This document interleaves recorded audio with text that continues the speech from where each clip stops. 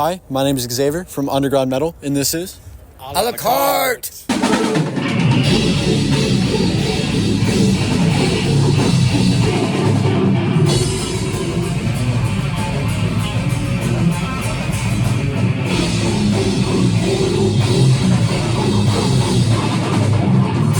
First off, what is your guys' biggest inspiration? My biggest inspiration is probably pussy and sloppy pussy that reminds you of food. That makes you like mashed potatoes or like macaroni. You know what I mean? When macaroni's fucking slapping, that's how you know our fucking shit's slapping when it's going. My biggest inspiration is food, honestly. Macaroni and cheese. Food. Working in the restaurant industry for a long time helped too. And macabre, other than that. See that? Macabre, there we go. 2 macabres. Say horror movies and brutal technical death metal. Anything, anything crazy that inspires me. Floppy wiener. Floppy jeans. Gotta have that humor to it, though. You know what I mean? Yeah. How did you all meet? How do we meet? Well, let's take this back. Let's go time warp. Jesus. First time I met Randy, he was smashing giant pumpkins when we were like 16 on Halloween. Yeah. Yeah. A lot of drugs in school, probably. Is what Drugs? Yeah, because we're from different schools, Yep. so we didn't meet up till high school. So. The chef over here's parents. My parents would let us do any kind of drugs we wanted. So. Nice. I worked with Randy for a while too. Yeah. I mean, that's really where we became tight. Yeah. Like after high school, I started working We with all him. hung out before we were in bands and stuff. So. Yeah, I've known each other for 20 years at least. Yeah, been doing metal shows since mid '90s. Yeah. So What was your first band? His? my first band was called Corrupted Condition. Yeah. I remember running from the cops at that party. Yeah, man. It's just we've been doing DIY shows since mid '90s, man. It's still There's come back around. There's still a doing video it, of us when we were in Infecting the Bane was our band, and you can watch as we're playing. Mark's tearing down his guitar cab because they played right before us. That's different how, band. His different band. So I mean, we've been doing this. 15 years. My hairline was down. He had hair. Like it was crazy. Like Mine was about the same. yeah. Right, and then biggest accomplishment so far? I like In this band? In this band? In this band. Opening for Regurgitation. the regurgitation show was that's a dope. fucking huge one. Yeah. That's like a fucking dream come true. Our first tour, last year when we went on our first tour. Yeah, with Noxus. That was dope. Even for me, just being on an album and getting some shit down and just, I mean, when we were kids, you couldn't do that. So, like, be like, this is what we work on. I mean, that's even an accomplishment. I think most importantly, though, is we have brought the scene back to our town, you know what I'm saying? I think legitimately have brought the scene back to our town, which it's been missing for a long time, so. Favorite memory as a band? I love Chinatown, man. Chinatown was the shit, man. Really? Even though it was not the greatest, but it was just a cool fucking place. You know Cool. what I mean? Yeah. That area of Chicago was very cool. That Chinatown Hotel can eat a dick. I would probably even say the Nun Slaughter show, just because Manslaughter was huge. we put that one together at our hometown. It was the first show that really we didn't know what to expect if people were going to show up because there hadn't been anything like that, and it was like 140 people. To get an actual crowd and people that still keep coming back, and it's just nice because there ain't nothing to do where we're at, and it's just the love and appreciation, the community, that everything with the metal. I mean, with you guys, with everybody that we meet, like it's like you meet a bunch of new brothers, and it's nice to have brothers like we this. We rented out a Catholic hall to have Nun Slaughter play at. It was great. The irony was not lost. You guys recently were featured on a viral video with over like 2 million views. Do you know what video I'm referring to? Yeah. I do. How did that happen? How do you feel about that? Oh, yeah, that's cool. I wish we would have filmed it, but other than that, I think it's just the magic of it. You watch the video and it's so well shot. Like it shows dirty dungarees and a light that like. It starts off in a urinal too, so it's just like it gets really weird real quick, and I think it just hit the algorithms perfectly. I think everything in that video, the lighting, the sound, the sense of people music, bitching, the fact that it's a laundromat, but there's music playing and there's a bar, like all of that within the first minute of the video, I think helped it. I think that's what helped it. I saw a lot of comments saying only in Ohio and whatnot. Yeah, I think the guy meant like only in Ohio can you go to like a laundromat bar, and then also there'd be like a chef band playing and all this weird stuff going on at once.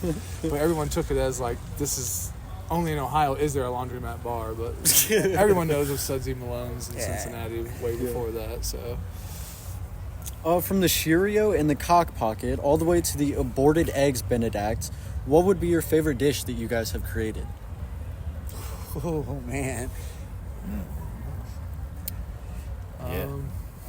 There's so many for different reasons too. I love Heinous Hassenpfeffer to play live. Is it my favorite songs of ours? I'd probably be Fetal Fajitas, but Heinous is just so fun to play. I mean,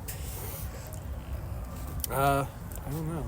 Yeah, mine's probably beef stroganoff. Beef is fun too. Yeah, I'm a big Postmortem fan. Postmortem Pate. It started a lot of it. Really does, and it that's just one captures the whole. A little bit of everything. The vibe. Yeah, it's almost everything about a la carte in one dish. Yeah, lyrics too. Yeah. Describe your band in 5 words. Brutal, gruesome food porn. Tits. Yeah, that's 4 words. I know. I was like, I couldn't think of the 5th one. Like, I was like, but yeah, brutal, gruesome food porn. That's a la carte. In a nutshell. Yeah. And the website. No adding on to that? You all agree? Oh no, that's a good one.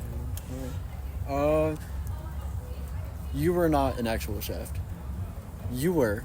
I was a line cook. I was not a chef. Okay, were you? I mean, we've all worked in fast food, but no, not a chef. Fast food, short order. How did you guys come up with the idea of a la carte and, serving people as tonight you guys threw out like breadsticks in the shape of like dog bones and shit. Some days you throw cake into the audience, other days you'll shoot spaghetti out of a cannon. What is wrong with your brain that makes you think of these things? Well, it starts off just I like gimmick metal. I mean, I'm a huge thing of gimmick metal between Guar, Macabre, all that. So it started out as that, and I think everyone just kind of runs with it from there. We just kind of like, what's something weird that we can do, And that's as far as the dog biscuits it's really as dumb as it sounds. The hour or two before we actually practice, we'll sit around and hang out, and just something dumb will come up, and it's just like the bologna bong, for instance. I'm merely like, we're playing the bologna capital of the world, we should make a bong, and like just kind of joking around. And then the next time I come over, this motherfucker's got a bong made out of a bologna log. Like, he was like, I like that. Stony bologna. The whole crowd smoked it. She was great. Then we got pulled over with the bologna bong. I should remember. We did get pulled over with the bologna bong. Okay, I do not have questions for you two, specifically for you, but I do have questions for you. So you guys can get the fuck out. We're gonna stable shit. Yeah, you'll come back. Okay. Do you want to put it on just like us? No offense. No, you're good. No offense. No offense. No offense. Real quick, Yeah. Okay, cool. Because I've got a loud car and I don't want to disturb. I'm so sorry, dude. No. Kids, do what you do, for sure. If now's my chance, I want to. Yeah. What? No, just leave it. Can you zoom in?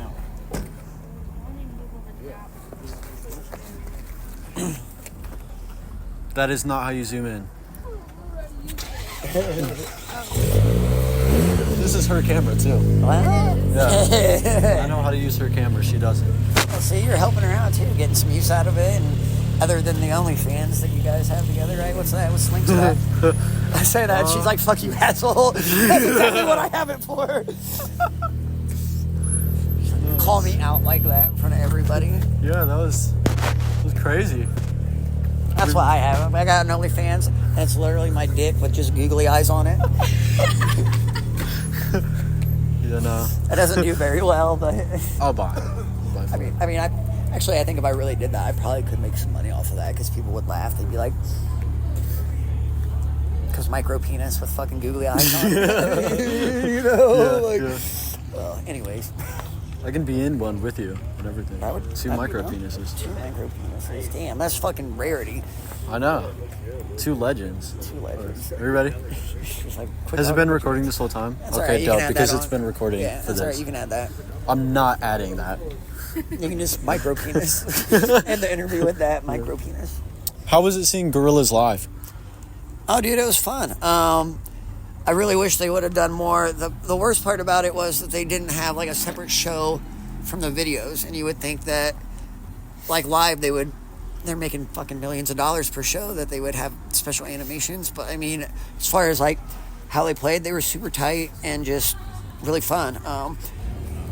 That's more my shit than, I'm not much of a metal guy, but I am. And they were really tight and just amazing musicians to watch somebody that can do what he does. It was really good. Fucking love Gorillas. They're awesome. Really are. What does your kid think about you being in this band?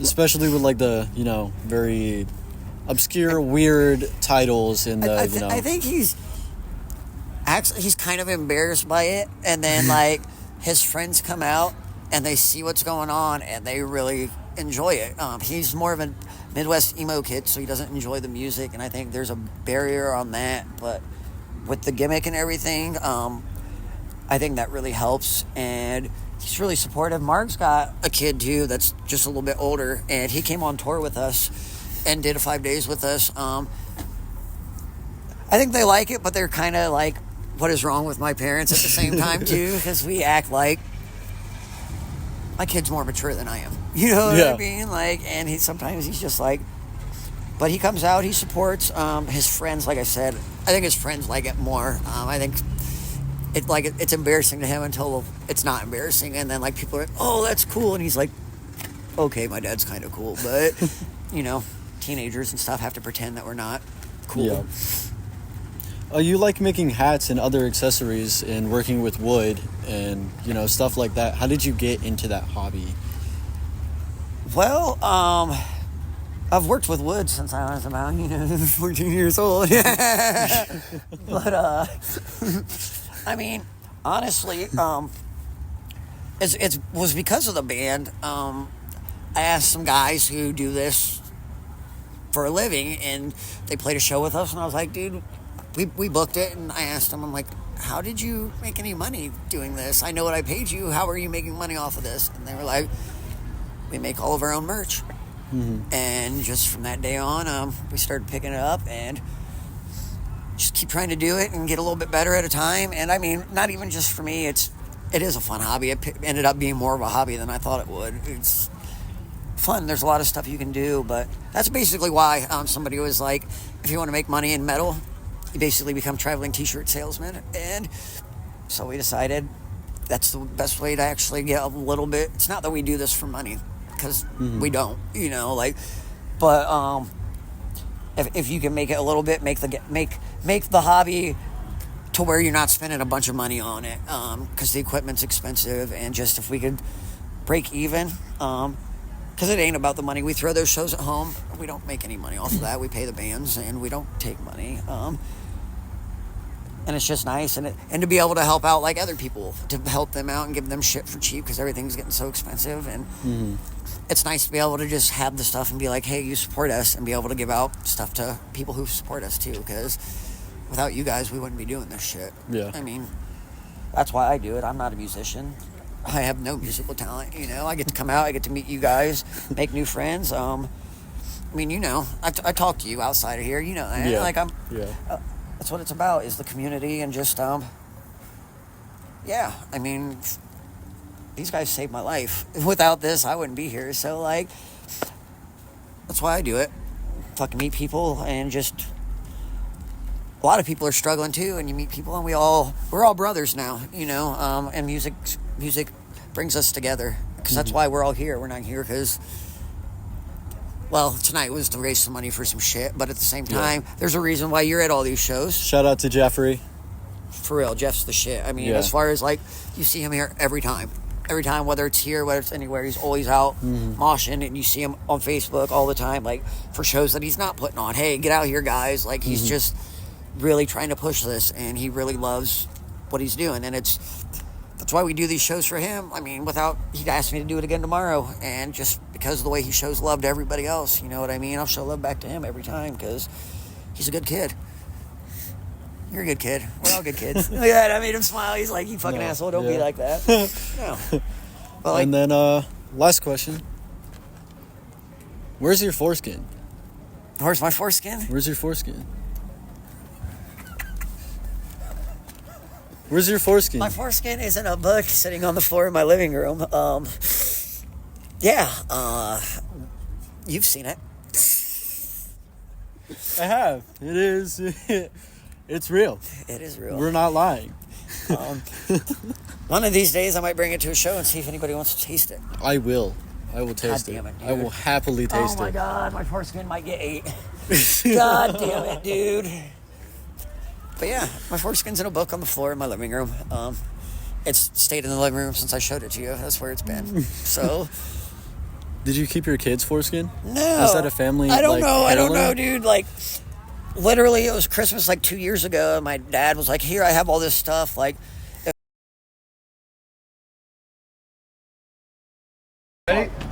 Are you sure you're ready? Go a little. Oh. Is just spank? A la carte. oh, come on, Hulk Hogan. That was a Hogan chair shot. Come on. Ooh, come on. I don't want to swing harder than that, dude. Chair. What's up, cart? Let's go. What's up? I don't have buzzes. Hold on, let me get it on camera. Hold on. Oh, I hit him with the metal part. He hates me. He's like, how do you